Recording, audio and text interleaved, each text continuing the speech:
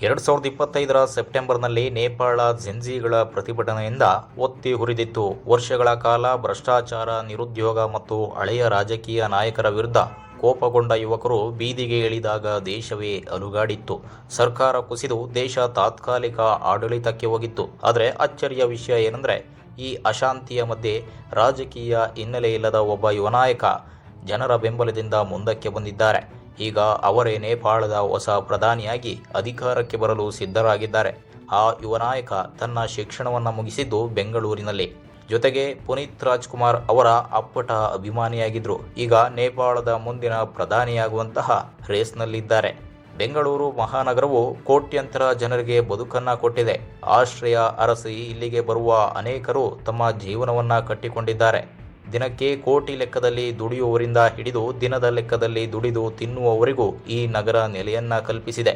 ಇಂತಹ ನಗರವು ಮೌಂಟ್ ಎವರೆಸ್ಟ್ನ ತವರಾಗಿರುವ ನೇಪಾಳ ದೇಶವನ್ನು ಮುನ್ನಡೆಸಲು ಸಜ್ಜಾಗಿರುವ ವ್ಯಕ್ತಿಯೊಬ್ಬರಿಗೆ ಆಶ್ರಯವನ್ನು ನೀಡಿದೆ. ಅವರೇ ಬಲೇನ್ ಶಾ. ಈಗ ನೇಪಾಳದಲ್ಲಿ ಏಳುತ್ತಿರುವ ಕೂಗು ಒಂದೇ: ಬಲೇನ್ ಶಾ ನಮ್ಮ ಮುಂದಿನ ನಾಯಕರಾಗಬೇಕು ಎನ್ನುವಂಥದ್ದು. ನೇಪಾಳದಲ್ಲಿ ವಿದ್ಯಾರ್ಥಿಗಳ ದಂಗೆಯ ಬಳಿಕ ಪ್ರಧಾನಿಯಾಗಿದ್ದ ಕೆಪಿ ಓಲಿ ಶರ್ಮಾ ಅವರು ರಾಜೀನಾಮೆಯನ್ನ ಸಲ್ಲಿಸಿ ಕೆಳಗಿಳಿದಿದ್ರು. ಈ ಸಮಯದಲ್ಲಿ ಯುವ ನಾಯಕ ಬಲೇನ್ ಶಾ ಹೊಸ ರಾಜಕೀಯ ಪರ್ಯಾಯವಾಗಿ ಹೊರಹೊಮ್ಮಿದ್ರು. ಮೊದಲು ಅವರು ರಾಜಕೀಯ ನಾಯಕನಾಗಿ ಅಲ್ಲ, ಸಾಮಾಜಿಕ ಕಾರ್ಯಕರ್ತ ಮತ್ತು ಯುವ ಧ್ವನಿಯಾಗಿ ಜನರಿಗೆ ಚಿರಪರಿಚಿತರಾಗ್ತಾರೆ. ಕಠ್ಮಂಡು ನಗರದಲ್ಲಿ ಭ್ರಷ್ಟಾಚಾರ ಮತ್ತು ಅಸಮರ್ಪಕ ಆಡಳಿತದ ವಿರುದ್ಧ ಧ್ವನಿ ಎತ್ತಿದ ಬಲೇನ್ ಶಾ 2022ರಲ್ಲಿ ಸ್ವತಂತ್ರ ಅಭ್ಯರ್ಥಿಯಾಗಿ ಕಠ್ಮಂಡು ಮೇಯರ್ ಚುನಾವಣೆಗೆ ನಿಂತರು. ದೊಡ್ಡ ದೊಡ್ಡ ಪಕ್ಷಗಳ ವಿರುದ್ಧ ಸ್ಪರ್ಧಿಸಿದರು. ಯುವಕರು ಮತ್ತು ಸಾಮಾನ್ಯ ಜನರ ಭಾರೀ ಬೆಂಬಲದಿಂದ ಅವರು ಅಚ್ಚರಿಯ ಜಯವನ್ನು ಸಾಧಿಸುತ್ತಾರೆ. ಮೇಯರ್ ಆಗಿ ಕೆಲಸ ಮಾಡುವ ವೇಳೆ ರಸ್ತೆ, ನಗರ ಯೋಜನೆ ಮತ್ತು ಭ್ರಷ್ಟಾಚಾರದ ವಿರುದ್ಧ ತೆಗೆದುಕೊಂಡಂತಹ ಕಠಿಣ ಕ್ರಮಗಳಿಂದ ಅವರು ದೇಶವ್ಯಾಪಿ ಗಮನವನ್ನು ಸೆಳೆಯುತ್ತಾರೆ. ಈ ಜನಪ್ರಿಯತೆಯನ್ನು ಆಧಾರವಾಗಿ ಮಾಡಿಕೊಂಡು ನಂತರ ಅವರು ರಾಷ್ಟ್ರೀಯ ಸ್ವತಂತ್ರ ಪಾರ್ಟಿ ಜೊತೆಗೆ ರಾಜಕೀಯ ವೇದಿಕೆಗೆ ದೊಡ್ಡ ಮಟ್ಟದಲ್ಲಿ ಪ್ರವೇಶವನ್ನು ಮಾಡ್ತಾರೆ. ಈಗ ಅವರೇ ನೇಪಾಳದ ಮುಂದಿನ ಪ್ರಧಾನಿಯಾಗಬೇಕು ಎಂಬ ಅಭಿಯಾನ ಸಾಮಾಜಿಕ ಜಾಲತಾಣದಲ್ಲಿ ದೊಡ್ಡ ಮಟ್ಟದಲ್ಲಿ ಕೂಗೆದ್ದಿದೆ. 35 ವರ್ಷದ ಬಲೇನ್ ಶಾ ಅವರು 2016ರಿಂದ 18ರ ಅವಧಿಯಲ್ಲಿ ಬೆಂಗಳೂರಿನಲ್ಲೇ ವಾಸವನ್ನ ಮಾಡ್ತಾ ಇದ್ರು. ನಿಟ್ಟೆ ಮೀನಾಕ್ಷಿ ಇನ್ಸ್ಟಿಟ್ಯೂಟ್ ಟೆಕ್ನಾಲಜಿಯಲ್ಲಿ ಇಂಜಿನಿಯರಿಂಗ್ ಸ್ನಾತಕೋತ್ತರ ಪದವಿಯನ್ನು ಪಡೆದುಕೊಂಡಿದ್ದಾರೆ. ಈ ವೇಳೆ ಅವರು ಕನ್ನಡ ಭಾಷೆ ಮತ್ತು ಸಂಸ್ಕೃತಿಯ ಬಗ್ಗೆ ಅಪಾರವಾದ ಪ್ರೀತಿಯನ್ನು ಹೊಂದಿದ್ರು. ಬಲೇನ್ ಶಾ ಅವರು ಕನ್ನಡದ ಸಿನಿಮಾಗಳಿಂದ ಪ್ರಭಾವಿತರಾಗಿದ್ದರು. ಅದರಲ್ಲೂ ವಿಶೇಷವಾಗಿ ದಿವಂಗತ ನಟ ಪುನೀತ್ ರಾಜ್ಕುಮಾರ್ ಅವರ ಸಿನಿಮಾಗಳ ಅಪ್ಪಟ ಅಭಿಮಾನಿಯಾಗಿದ್ದರು. 2026ರ ಜನವರಿವರೆಗೆ ಕಠ್ಮಂಡುವಿನ 15ನೇ ಮೇಯರ್ ಆಗಿ ಸೇವೆಯನ್ನ ಸಲ್ಲಿಸಿದ ಇವರು ತಮ್ಮ ಅಧಿಕಾರದ ಅವಧಿಯಲ್ಲಿ ಭ್ರಷ್ಟಾಚಾರ ವಿರೋಧಿ ಮತ್ತು ಅಕ್ರಮ ನಿರ್ಮಾಣಗಳ ತೆರವು ಕಾರ್ಯಾಚರಣೆಯಲ್ಲಿ ಜನಪ್ರಿಯತೆಯನ್ನು ಗಳಿಸಿದರು. ಇತ್ತೀಚೆಗೆ ಮುಕ್ತಾಯಗೊಂಡಂತಹ ಚುನಾವಣೆಯಲ್ಲಿ ಜಪಾ 5 ಕ್ಷೇತ್ರದಿಂದ ಜಯವನ್ನು ಗಳಿಸ್ತಾರೆ.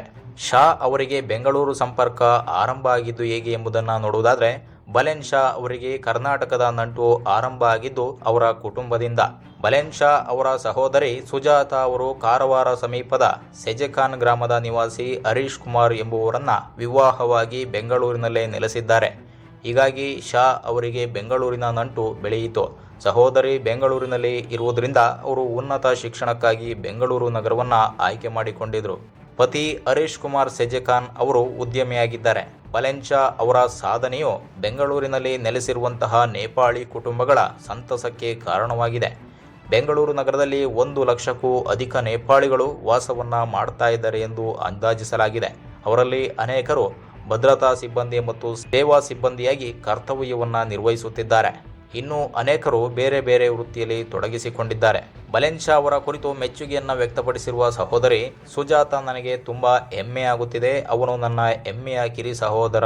ಆತ ತುಂಬಾ ಕಷ್ಟಪಟ್ಟು ಕೆಲಸವನ್ನ ಮಾಡುತ್ತಾನೆ. ಜಗತ್ತಿಗೆ ತಾನೇನು ಎಂಬುದನ್ನು ಸಾಬೀತುಪಡಿಸಿಕೊಳ್ಳಲು ಸದಾ ಹಂಬಲಿಸುತ್ತಿರುತ್ತಾನೆ ಎಂದು ಹೇಳಿದ್ದಾರೆ. ನೇಪಾಳದಲ್ಲಿ ಇತ್ತೀಚೆಗೆ ನಡೆದಂತಹ ಚುನಾವಣೆಯ ನಂತರ ಪ್ರಧಾನಿ ಸ್ಥಾನಕ್ಕಾಗಿ ಹಲವು ನಾಯಕರು ರೇಸ್ನಲ್ಲಿ ಇದ್ದಾರೆ. ಪ್ರಮುಖವಾಗಿ ಯುವ ನಾಯಕ ಬಲೇನ್ ಶಾ ಅವರ ಹೆಸರು ಹೆಚ್ಚು ಕೇಳಿಬರುತ್ತಿದೆ. ಅವರ ಪಕ್ಷ ರಾಷ್ಟ್ರೀಯ ಸ್ವತಂತ್ರ ಪಾರ್ಟಿ ಭಾರೀ ಗೆಲುವು ಸಾಧಿಸಿದ್ದರಿಂದ ಅವರಿಗೆ ಪ್ರಧಾನಿಯಾಗುವಂತಹ ಅವಕಾಶ ಹೆಚ್ಚಾಗಿದೆ. ಆದರೆ ಹಳೆಯ ರಾಜಕೀಯ ನಾಯಕರು ಕೂಡ ಈ ರೇಸ್ನಲ್ಲಿ ಇದ್ದಾರೆ.